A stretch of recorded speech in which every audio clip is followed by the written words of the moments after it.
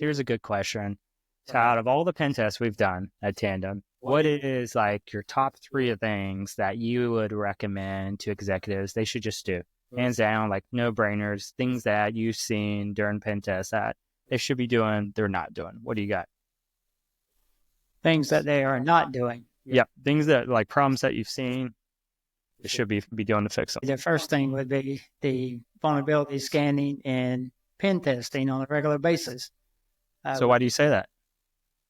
Because it's a great way to figure out where you stack up against other defensive positions for your company in cybersecurity. And a lot of times, what I see is that, and anyone who's worked in IT knows that most of the folks who work for a company, the IT folks, most of them are spending their time keeping the wheels rolling and the car on the road. So they don't get to spend a lot of time on the security aspect of it. So, it gives them an independent perspective as to where they currently at. And obviously what we like to do is we like to work with them and help them go in the right direction and to tighten up that big security hole that they have. Yeah, I would say it's very true. Most of our reports are over 100 pages. There's very few times our reports go under 100. There's so many findings we have. A lot of them are first-time clients that we'll have, and it's like over 100 pages because these things are missed. I think we had one client, I just ran out of time. I was still finding stuff. I ran out of time. I had to stop finding issues because I needed to get everything documented before it was time. We've had a handful of those. It's like 4 or 5 different ways to get to like controlling Active Directory. Like imagine that. It's like 5 ways to get control of the network, completely independent. There's no crossover in technique. That's scary. Yeah, this happens more times than you think. It's stupid. And there were no detections there? So we typically work with clients who don't have, they don't even have a SOC yet. They're kind of still at the vulnerability management piece. They're still trying to figure that game out. So a lot of them don't have SOCs. I would say maybe 50% have a SOC, and most of the time it's like third-party monitoring. But yeah, so a lot of findings. So that's what you're talking about. Number 2, what do you got? Number 2 would be that it's a lot cheaper to spend the money on the offensive side of it than it is to pay the money out after you have the attack or you've been breached. Or for those folks with all the compliance regulations, you get fined for not being compliant. So it's obviously better to spend the money up front because it will save you a lot on the backside. Yeah, that's a good one too. I think, especially around penetration testing, there's a wide variance of pricing, right? And huge. We've talked about it in one of our earlier podcasts. Just reach out if you want to get a quote. We have a page that you can go to kind of discuss with Mike and Keith the scope of it. They'll give you a number and shop around. See, it's like a mortgage. See who can give you the best rate and who you actually trust, and then make a decision from there. One thing, you mentioned compliance. My dad works with machining and producing a lot of parts that go to satellites or different government contracts and stuff. So they now have to be CMMC compliant. And that's been one that I've seen come up recently where if you're not compliant, you lose your contract. So that could cost you. Yeah, that's the new one that came out, 2 years ago? I think so. Something like that? Yeah. So if you lose, that contract, that could be millions of dollars just because you didn't take the actions that were laid out for you. And usually compliance is like a questionnaire, right? Do I have this in place? No. Okay, get this in place kind of thing. Yeah. Well, a lot of people are pulling back from that. We saw that IDSA, Insurance Data Security. Yeah, IDSA, I had to sound out what the acronym was. So South Carolina had a new insurance requirement.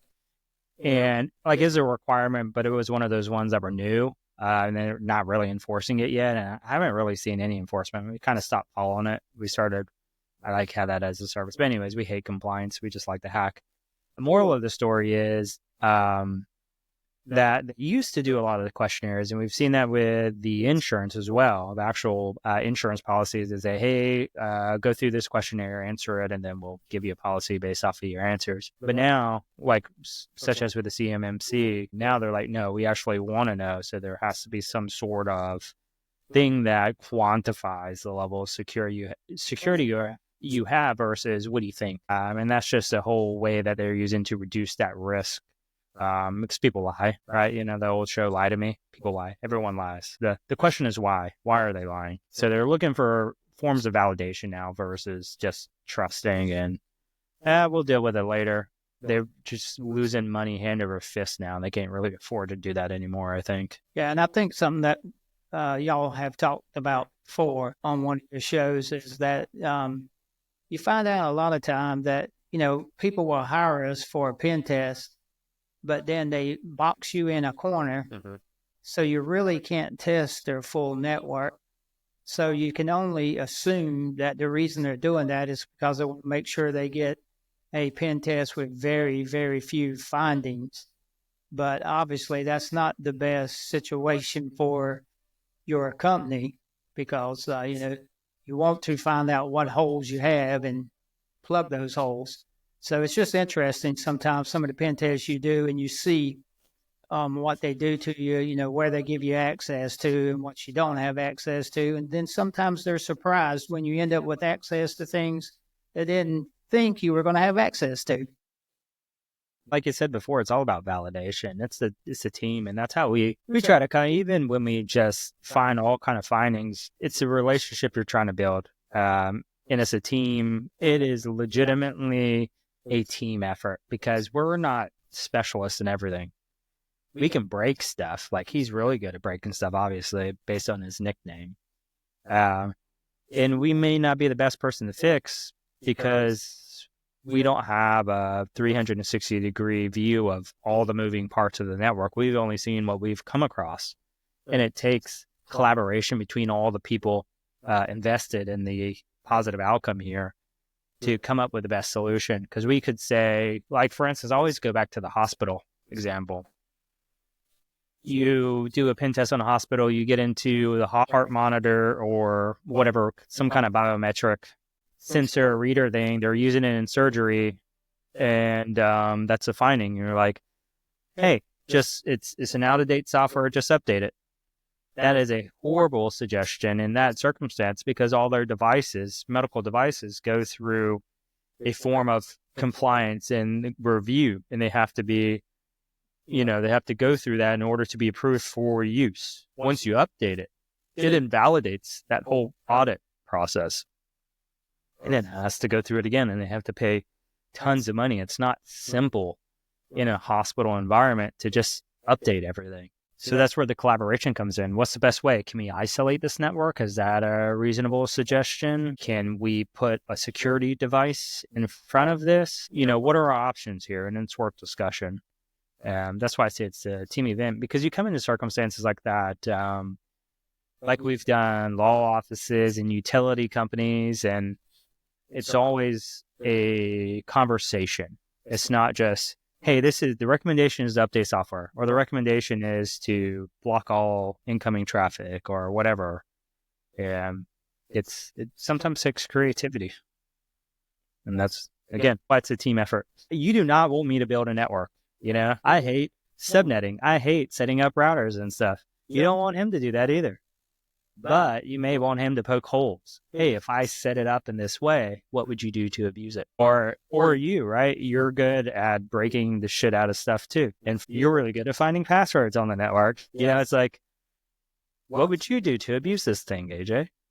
Like, oh, okay, I do this. All right, well, let's get the network guy in. Let's get the domain admin here. Let's get whoever.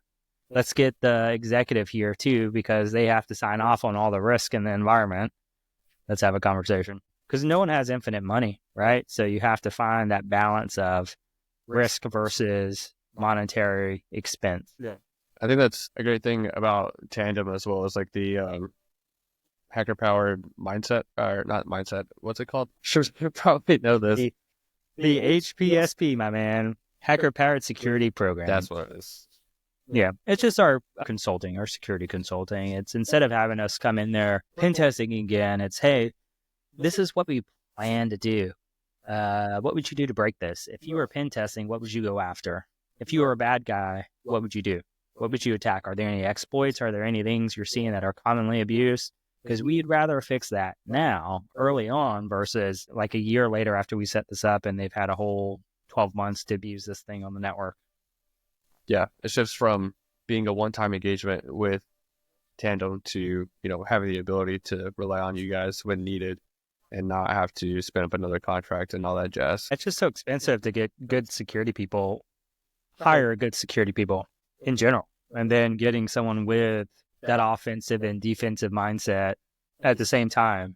You're looking for really hard to find people, and then you have to have enough work to pay for it, to make that worth the cost. So it's better, outsource. Hey, Tandem, help us with this thing. I just need you for like 2 hours today. Oh, great. Yeah, we can do that. Yeah, pretty much. That's two. Keith, what's your third big problem? Yeah, what is it?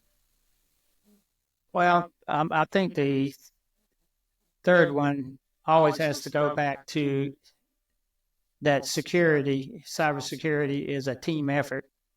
And that's one of the reasons I say that, you can't look at your IT department solely, for the status of your cybersecurity, because we all know it just takes one widget on the network to not take it seriously and do dumb things, and then the whole company is compromised, because somebody made their password 123, even though you tell them not to, but the company doesn't have any kind of hardware in place or software in place or any configurations that will automatically pick that up and say, no, stupid, you can't make your password 123, because that's a commonly guessed password.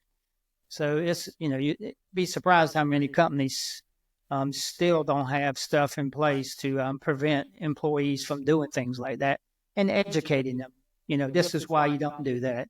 This is why you don't make your password 4 digits, because it'll be cracked in about 15 seconds. Mm-hmm. That's why you want to go on out there 14, 24 characters to make yourself a little more hack proof. Yeah, I was well, speaking of password lengths today, I was like, you know what really grinds my gears, man? We were upstairs working, and I was taking care of some stuff before we were getting into the stuff we had to do today.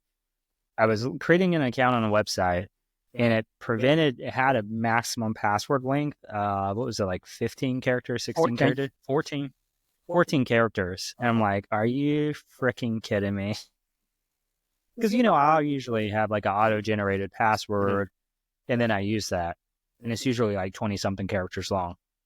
And I'm like, this is stupid. And I was like, Big Bertha down here, it's my password cracker. I was like, this girl, she does, I think it's like 40 billion a minute or a second or something crazy. What is it? No, it's 400 million guesses a second. That's what it is. It's like she would have her way with all these passwords in the system right now. It's ridiculous.